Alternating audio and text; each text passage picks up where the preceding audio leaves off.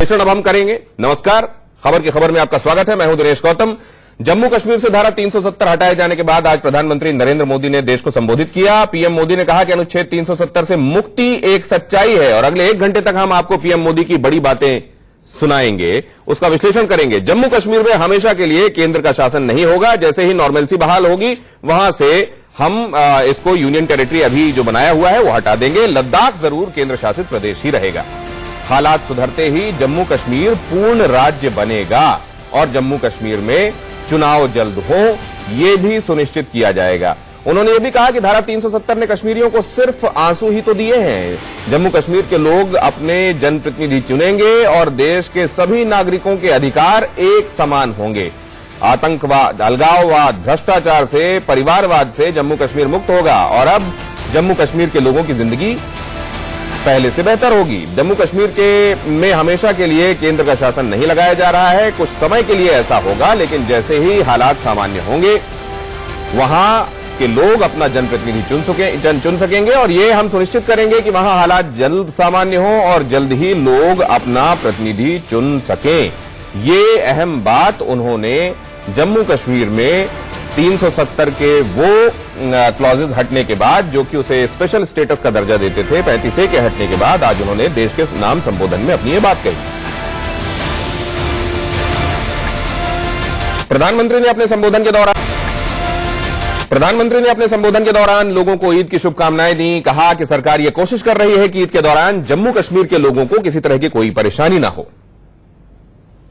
ईद का मुबारक त्योहार भी नजदीकी है। ईद के लिए मेरी ओर से आप सभी को बहुत बहुत शुभकामनाएं। सरकार इस बात का ध्यान रख रही है कि जम्मू कश्मीर में ईद मनाने में लोगों को कोई परेशानी ना हो। हमारे जो साथी जम्मू कश्मीर से बाहर रहते हैं और ईद पर अपने घर वापस जाना चाहते हैं, उनको भी सरकार हर संभव मदद कर रही है। प्रधानमंत्री का सामने आना, देश को संबोधित करना, यह आवश्यक था। उन्होंने इस बात को समझा और आखिर आकर उन्होंने देश को संबोधित किया। खासतौर से जम्मू कश्मीर के लोगों को एड्रेस करते हुए उन्होंने ये कहा कि 370 और 35A को, जिसको बहुत सारे लोग तमगा बता रहे थे, ये कह रहे थे कि स्पेशल स्टेटस के तौर पर यह आवश्यक है जम्मू कश्मीर राज्य के लिए। असल में इस स्पेशल स्टेटस की आड़ में केवल आतंकवाद को, केवल अलगाववाद को, केवल परिवारवाद को और रैम्पेंट करप्शन को, बड़े पैमाने पर भ्रष्टाचार को बढ़ावा ही मिला है। इसके अलावा 370 से 35A से कोई विशेष फायदा नहीं हुआ।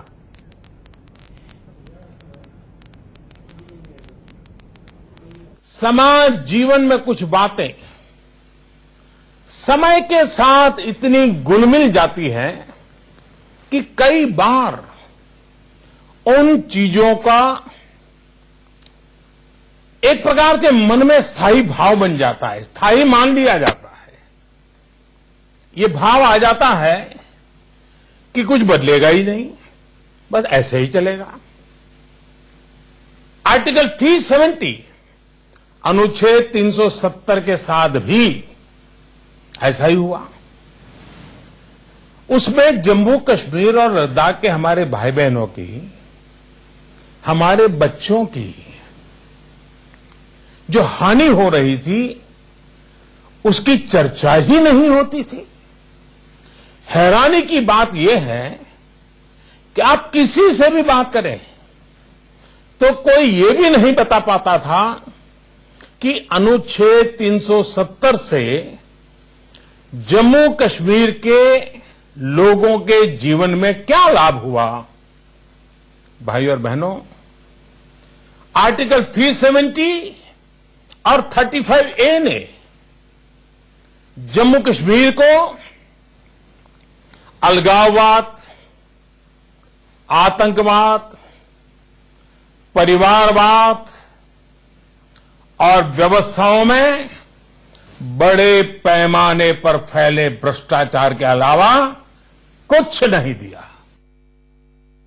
परिवार के तौर पर आपने, हमने, पूरे देश ने एक ऐतिहासिक फैसला लिया है। एक ऐसी व्यवस्था जिसकी वजह से जम्मू कश्मीर और लद्दाख के हमारे भाई बहन अनेक अधिकारों से वंचित थे, जो उनके विकास में बड़ी बाधा थी, वो हम सबके प्रयासों से अब दूर हो गई है। जो सपना सरदार वल्लभ भाई पटेल का था, बाबा साहब आंबेडकर का था, डॉक्टर श्यामा प्रसाद मुखर्जी का था, अटल जी और करोड़ों देशभक्तों का था, वो सपना अब पूरा हुआ है। जम्मू कश्मीर और लद्दाख में एक नए युग की शुरुआत हुई है। अब देश के सभी नागरिकों के हक भी समान हैं और दायित्व भी समान है। परिवार के तौर पर आपने, हमने, पूरे देश ने एक ऐतिहासिक फैसला लिया है। एक ऐसी व्यवस्था जिसकी वजह से जम्मू कश्मीर और लद्दाख के हमारे भाई बहन अनेक अधिकारों से वंचित थे, जो उनके विकास में बड़ी बाधा थी, वो हम सबके प्रयासों से अब दूर हो गई है। जो सपना सरदार वल्लभ भाई पटेल का था, बाबा साहब आंबेडकर का था, डॉक्टर श्यामा प्रसाद मुखर्जी का था, अटल जी और करोड़ों देशभक्तों का था, वो सपना अब पूरा हुआ है। जम्मू कश्मीर और लद्दाख में एक नए युग की शुरुआत हुई है। अब देश के सभी नागरिकों के हक भी समान हैं और दायित्व भी समान है। जो उनके हक का मिलना चाहिए वो बेरोक टोक मिलने लगेगा। शासन प्रशासन की सारी व्यवस्था जनहित कार्यों को तेजी से आगे बढ़ाएगी, तो मैं नहीं मानता कि केंद्र शासित प्रदेश, यूनियन टेरिटरी की व्यवस्था जम्मू कश्मीर के अंदर चलाए रखने की जरूरत पड़ेगी। हां, लद्दाख में वो बनी रहेगी। कोई कल्पना नहीं कर सकता कि संसद इतनी बड़ी संख्या में कानून बनाए और वो कानून देश के एक हिस्से में लागू ही ना हो। यहां तक कि पहले की जो सरकारें एक कानून बनाकर वाहवाही लूटती थी, वो भी ये दावा नहीं कर पाती थी कि उनका बनाया कानून जम्मू कश्मीर में भी लागू होगा। जो कानून देश की पूरी आबादी के लिए बनता था, उसके लाभ से जम्मू कश्मीर के 1.5 करोड़ से ज्यादा लोग वंचित रह जाते थे। चलिए, तो ये अब इस पर शायद कांग्रेस की प्रतिक्रिया भी आ रही है, लेकिन हम आपको बता दें कि हमारे साथ खास मेहमान जुड़ रहे हैं इस चर्चा में, और उनका परिचय पहले आपसे करा दें। हमारे साथ जुड़ रहे हैं दीपक झा, जो कि पॉलिटिकल एनालिस्ट हैं, कांग्रेस की तरफ रुझान रखते हैं। एसके दत्ता साहब पॉलिटिकल एनालिस्ट हैं और भारतीय जनता पार्टी का मुखर होकर समर्थन करते हैं। हमारे साथ जेके त्रिपाठी साहब जुड़ रहे हैं, former diplomat. Colonel Shailendra Singh हमारे साथ डिफेंस एक्सपर्ट जुड़ रहे हैं इस चर्चा में, और निर्मल सिंह साहब जो कि डेप्यूटी सीएम रहे हैं जम्मू कश्मीर के, वो भी हमारे साथ इस चर्चा का हिस्सा हो रहे हैं। और अगर उनको हमारी आवाज मिल रही है तो हम उन्हीं से शुरुआत करना चाहेंगे। निर्मल सिंह साहब, नॉर्मलसी के हिसाब से, नॉर्मलसी बहाल होने के हिसाब से ये वक्त जो है, ये जाहिर है बहुत सारी परिस्थितियों पर निर्भर करेगा। ये अच्छी बात है कि हमेशा के लिए इसको यूटी का स्टेटस नहीं रहेगा, ये फिर से राज्य बनेगा, पूर्ण राज्य बनेगा। लेकिन ये वक्फा आप कितना देखते हैं होगा जिसमें नॉर्मलसी लौटेगी?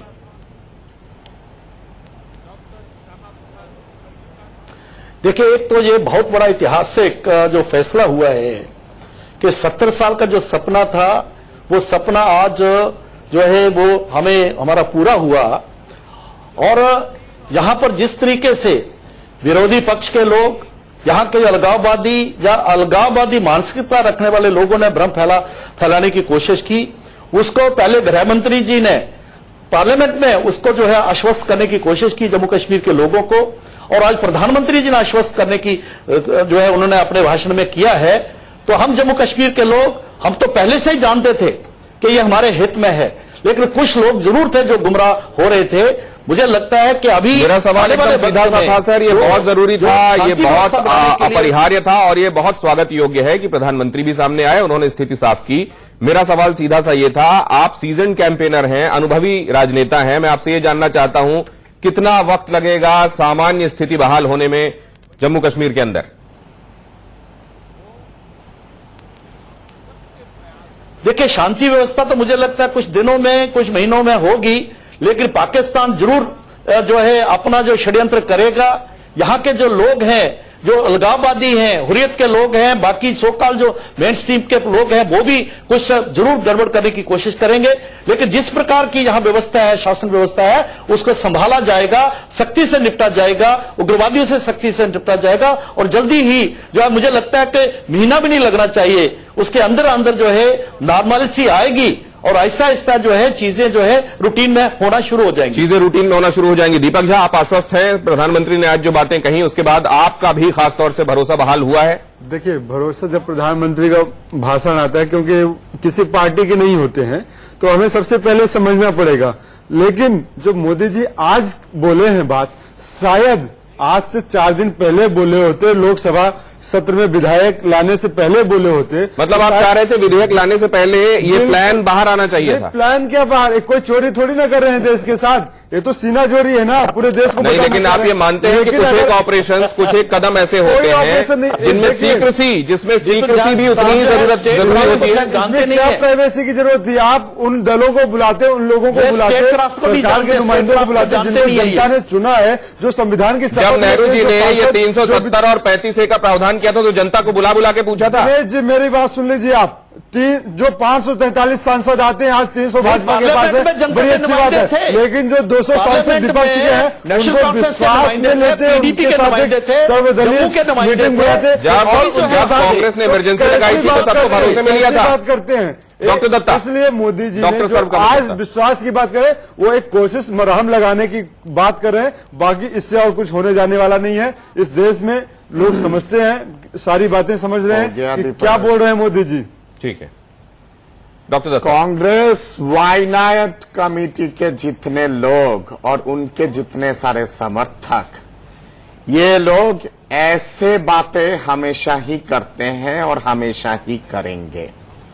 भारतीय जनता पार्टी के सरकार, जो भारत सरकार है, एनडीए के सरकार, और माननीय प्रधानमंत्री जी अगर 1.5 साल पहले भी अगर ये बातें बोलते, तब भी ये लोग शोर शराफा मचाते, और 4 दिन पहले भी अगर बोलते तब भी शोर शराफा मचाते। देखिए, हटकर बात करते हैं डॉक्टर दत्ता, जिन आलोचनाओं को जवाब मिलना चाहिए था, क्या प्रधानमंत्री की आज की स्पीच ने उन तमाम आलोचनाओं को जवाब दे दिया? सारे आलोचनाओं को बहुत मुंहतोड़ जवाब मिला है और अपने आप तमाम चीजें ध्वस्त हुआ है।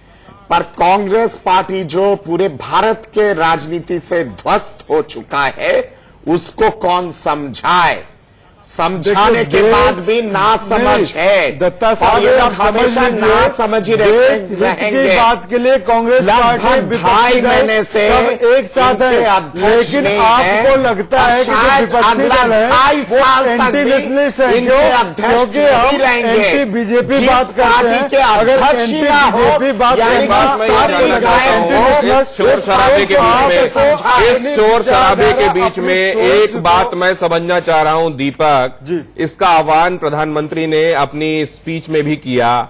उन्होंने कहा कि मतभेद स्वाभाविक हैं और मतभेदों से हमें कोई गुरेज नहीं है। मैं तमाम सवालों के जवाब भी देना चाहता हूं, लेकिन जब राष्ट्र हित की बात आए, जब नेशनल इंटरेस्ट की बात आए, तो कृपया एक कतार में खड़े नजर आए, एक पेज पर नजर आए, क्योंकि पूरी दुनिया हमको देख रही है। क्या दीपक आप लोग इसका भी आप लोग लिहाज नहीं करेंगे? देखिए दिनेश जी, आज सरकार को जनता ने चुना है, जनता ने मैंडेट दिया है, लेकिन विपक्ष को भी जनता ने चुना है। तो सरकार जो फैसले लेगी देश हित में, हम उसके साथ हैं, सारी विपक्षी पार्टियां उसके साथ हैं, लेकिन एक तरफा डिसीजन नहीं होना चाहिए। सबको भरोसे की जवाब करते हैं, सबका विश्वास। विपक्ष भी जनता ने चुना है, कोई विपक्ष अपने से बन के नहीं आ गया है। इसलिए भाजपा के मन मुताबिक जो बात ना करे, लोकसभा में नेशनलिस्ट 370 भाजपा सांसदों ने आतंकवादी सोच है, और इस देश में जो लोग 70 साल से विरोध कर रहे थे, भाजपा वो ही 70 का नंबर लोकसभा में विरोध किया है। और मैं जानता हूं लोगों अगला 70 साल तक भी कांग्रेस पार्टी और इनके साले खाली ये लोग विरोध करेंगे। ठीक है, नीति आज के देखते विरोध एक करके बोलेंगे तो हम समझ पाएंगे। शैलेंद्र सिंह साहब, मैं आपसे जानना चाहता हूं, दीपक आते हैं आपके पास। ठीक है, दीपक आते हैं, अभी आप हैं कार्यक्रम में, आगे बोल लीजिएगा दीपक। शैलेंद्र से बात करने दीजिए मुझे। शैलेंद्र सिंह साहब, एक बात मैं आपसे ये जानना चाह रहा हूं कि क्या ये 370 और 35A के हटने के बाद आतंकवाद का भी से हम वहां फुल स्टॉप देखेंगे? मेरे ख्याल आप गलत हो जाएंगे अगर आप ये सोचें कि 370 और 35A आज शाम को हटा है और कल सवेरे सब कुछ ठीक हो जाएगा। सब कुछ ठीक नहीं होगा। प्राइम मिनिस्टर साहब बिल्कुल ठीक बोल रहे हैं, मतभेद होंगे, सवाल जवाब होंगे। इसी तरह आतंकवाद से अभी भी हमें लड़ना पड़ेगा और लड़ते रहना पड़ेगा जब तक के। ठीक है, इसको रिफ्रेज करता हूं मैं जी। कदरन हालात बेहतर होंगे। 370-35A के हटने के पहले के हालात मिलिटेंसी वाइज और उसके बाद के हालात, हम कंपैरेटिवली बेहतर देखेंगे चीजों को। हाँ, आप जरूर बेहतर देखेंगे अगर आपके फॉलो अप स्टेप्स ठीक हुए तो। अगर आपके फॉलो अप स्टेप्स ठीक नहीं हुए, आप मेन स्ट्रीम जनता को वापस जोड़ नहीं पाए, आपको तकलीफ रहेगी। मैं आपको एक बड़ा अच्छा उदाहरण देता हूं, हमारे अपने देश में हुआ है। हमने पूरी की पूरी पंजाब में मिलिटेंसी और टेररिज्म खत्म करा। कैसे खत्म हुआ? आपको क्या लगता है कि सेंट्रल गवर्नमेंट ने उसे खत्म किया? लोगों ने खत्म किया। लोगों के साथ अगर एक स्ट्रांग एडमिनिस्ट्रेशन, एक स्ट्रांग अनबायस्ड पुलिस खड़ी है, लोग उससे लड़ना शुरू कर देंगे। तो किन मामलों में आपको हालात यहां के जुदा लग रहे हैं वो हम आपसे समझेंगे, लेकिन उससे पहले पीएम ने सर अपने संबोधन में जम्मू कश्मीर के लोगों को यह भरोसा दिया है कि आगे भी जनप्रतिनिधि उनके ही बीच में से चुने जाएंगे और सीएम भी उन्हीं के बीच का व्यक्ति होगा। ये सुनिए। हम सभी चाहते हैं कि आने वाले समय में जम्मू कश्मीर विधानसभा के चुनाव हो, नई सरकार बने, नए तेजस्वी ऊर्जावान नौजवान एमएलए बने, मंत्री बने, मुख्यमंत्री बने। मैं जम्मू कश्मीर के लोगों को भरोसा देता हूं कि आपको बहुत ईमानदारी के साथ पूरे पारदर्शी वातावरण में आपके अपने प्रतिनिधि चुनने का अवसर तुरंत मिलेगा।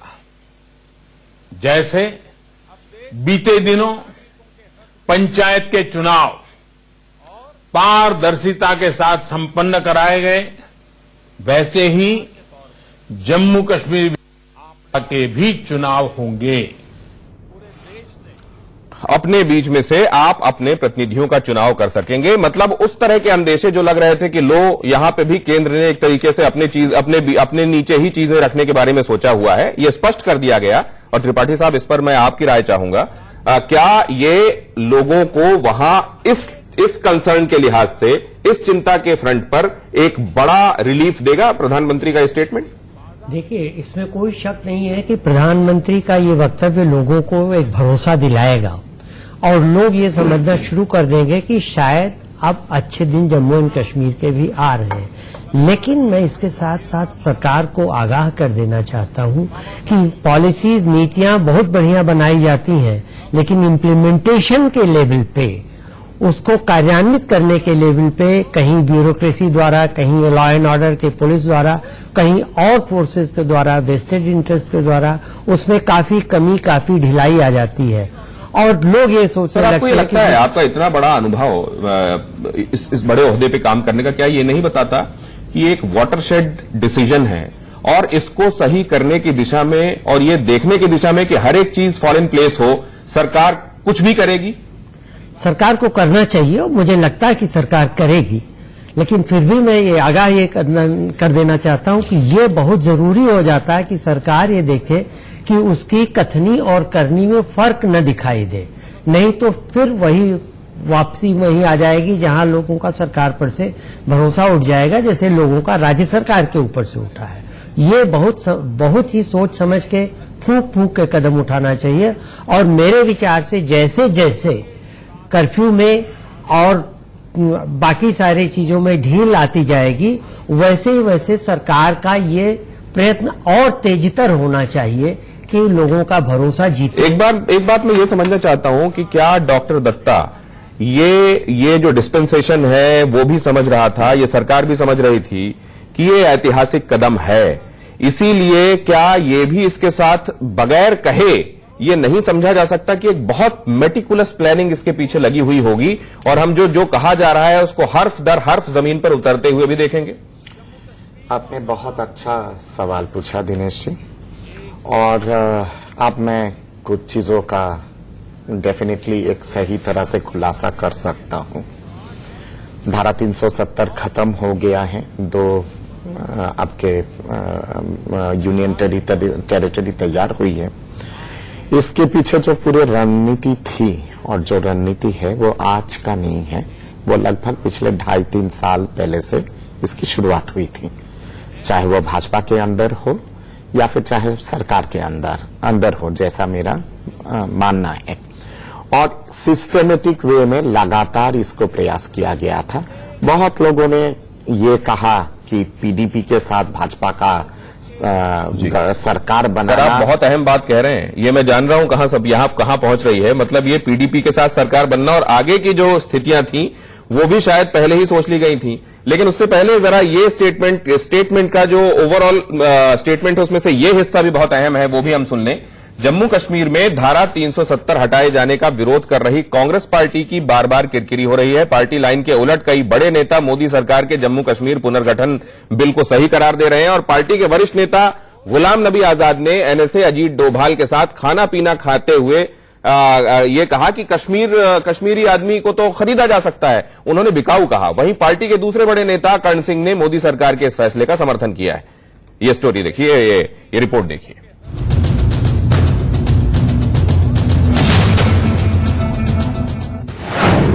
कश्मीर पर कांग्रेस में इतना कंफ्यूजन क्यों? वो पैसे देकर आप किसी को भी साथ ले सकते हो। 370 पर कांग्रेस की घर में ही बेइज्जती।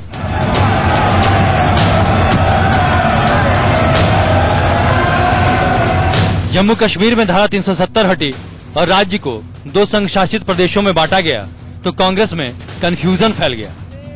संसद में पार्टी के नेताओं ने जम्मू कश्मीर पुनर्गठन बिल का विरोध किया, लेकिन पार्टी के कई बड़े नेताओं ने मोदी सरकार के इस कदम का समर्थन किया।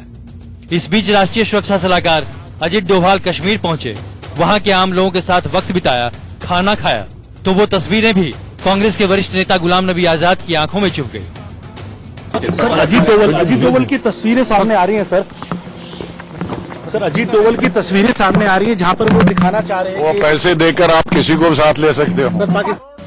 असल गुलाम नबी आजाद अपने दिल से जानिए पराया दिल का हाल, क्योंकि जिंदगी भर उन्होंने यही देखा जो पाकिस्तान ने वहां पैसे दे करके पत्थरबाजों से पत्थरबाजी नौजवानों से करवाया और गुलाम नबी आजाद की आवाज आजाद नहीं रहा और वो चुप देखते रहे। आज उनकी जुबान खुल रही है।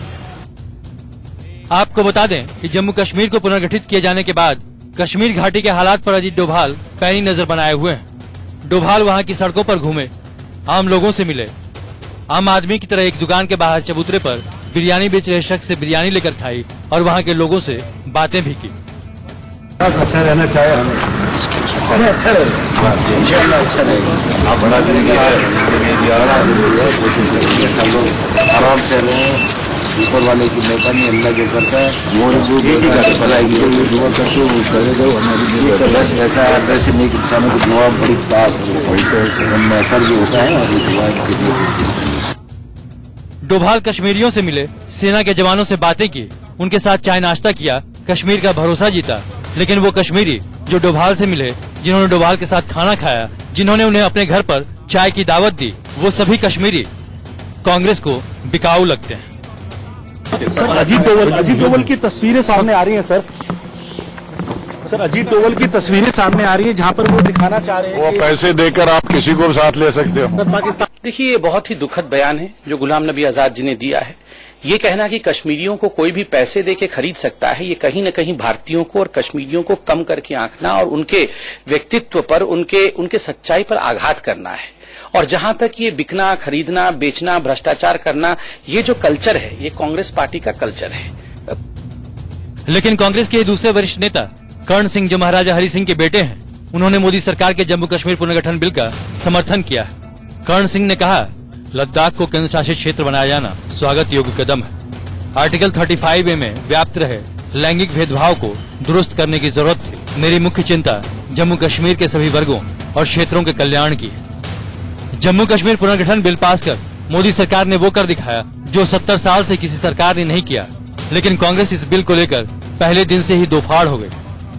अध्यक्ष राहुल गांधी और पार्टी की आधिकारिक लाइन बिल का विरोध करना है, लेकिन पार्टी के कई बड़े नेताओं ने मोदी सरकार के इस फैसले का समर्थन किया है, जिनमें पार्टी के सीनियर लीडर जनार्दन द्विवेदी, आनंद शर्मा, कर्ण सिंह, दीपेंद्र हुड्डा, भुवनेश्वर कलिता, जितिन प्रसाद, ज्योतिरादित्य सिंधिया, RPN सिंह, अनिल शास्त्री और अदिति सिंह। ऐसे नेताओं को वरिष्ठ कांग्रेस नेता गुलाम नबी आजाद ने इतिहास पढ़ने की नसीहत दी है। इन लोगों को जम्मू कश्मीर की हिस्ट्री या कांग्रेस की हिस्ट्री पता नहीं है, उनसे मुझे कोई लेना देना नहीं। वो पहले जम्मू कश्मीर की हिस्ट्री और कांग्रेस की हिस्ट्री में पकड़े और फिर कांग्रेस में रहे। 370 हटने के बाद मैंने सदन में खुद आजाद साहब की हताशा देखी है कि सब कुछ हाथ से निकल गया, अब कुछ नहीं बचा है कश्मीर में हमारे हाथ में। इस प्रकार का बयान देकर गुलाम नबी आजाद साहब कश्मीर का फिर एक बार वही हालत बनाना चाहते हैं क्या? Ajit Doval national security adviser है, उन्हें कश्मीर के बारे में पता है, लोगों से जाकर बात करते हैं, लोग खुलकर बात करते हैं, उनके साथ मैंने देखा है लंच डिनर कर रहे हैं, तो क्या पैसा देकर ये सब होता है? जाहिर है धारा 370 पर सरकार के फैसले पर कांग्रेस में छिड़ा ये घमासान पार्टी के लिए नुकसानदायक हो सकता है। कुछ राजनीतिक पंडित मानते हैं कि मजबूत लीडरशिप नहीं होने के चलते कांग्रेस अभी इस हाल में है। Bureau report, India news. सवाल यह है कि कश्मीर के नाम पर सियासत करने वाले इतने सीजन्ड सियासतदानों को भी क्या हो गया? गुलाम नबी आजाद कहते हैं पैसे देके तो किसी को भी खरीदा जा सकता है। मतलब क्या अभी तक आप अपने समर्थकों को पैसे देकर ही खरीदते रहे हैं क्या? और दूसरा, ये जो कांग्रेस इसमें दो फाड़ दिखाई दे रही है, कांग्रेस इस बारे में इल्म और कंसर्न, चिंता है भी कि नहीं है? दीपक झा, देखिए, जो ये बात कही जाती कि पैसा देके किसी को भी खरीदा जा, तो समझिएगा भाजपा वो पार्टी है जो गंगोत्री की तरह पवित्र हो जाती, सांसद और विधायक तक खरीदने की औकात रखती है भाजपा। तो लोगों को खरीदना, चुनाव में भीड़ इकट्ठा करना और सारी चीजें, तो वो उस परिप्रेक्ष्य में कहा गया है, इस बात को समझना पड़ेगा। नहीं, परिप्रेक्ष्य इस समय एक ही है, 370 परिप्रेक्ष्य इस समय कश्मीर है, देश का हित है। ये चुनाव और चुनाव के समय रैली में बुलाना या लोगों को नहीं, देखिए परिप्रेक्ष्य समझने में आप गलत हो रहे हैं। पाकिस्तान के पंजे में है क्या कांग्रेस? एक छोटे से ब्रेक के लिए रुकेंगे, चर्चा जारी रहेगी। हाजिर होते हैं खबर की खबर।